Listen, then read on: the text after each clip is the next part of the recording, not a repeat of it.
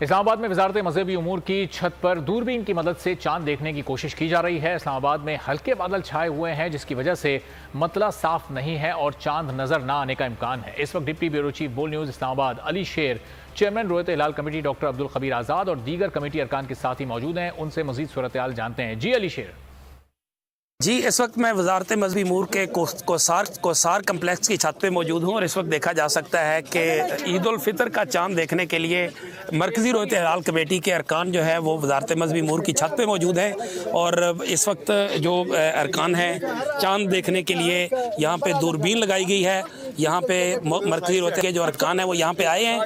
यहाँ से इसके बाद जो है वो नीचे जाएंगे, कमेटी रूम में इजलास होगा और उसके बाद हतमी तौर पर ऐलान किया जाएगा कि चांद नज़र आया या नहीं।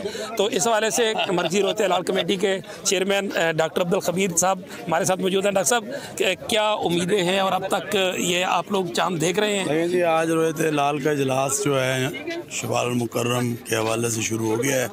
आप देख रहे हैं कि तमाम उलमा माहिरीन वो पहुँच चुके हैं इंशाअल्लाह वल अज़ीज़, क्योंकि आपको पता है शरीयत और शहादत की बुनियाद पर हमारे फ़ैसले होते हैं। जो भी चीज़ सामने आएगी हम कौम के सामने ज़रूर एक फ़ैसला रखेंगे इंशाअल्लाह। बिल्कुल ठीक। आपने सुना कि डॉक्टर अब्दुल खबीर आज़ाद साहब जो है वो कह रहे हैं कि अभी इसके बाद सारे मुल्क भर से शातियाँ आनी हैं, एक पूरा प्रोसेस है। माहिरीन फल्कियात जो है उसकी जो दूरबीन है उसकी मदद से भी चाँद देखने की कोशिश कर रहे हैं। उलमा इकराम भी मौजूद हैं।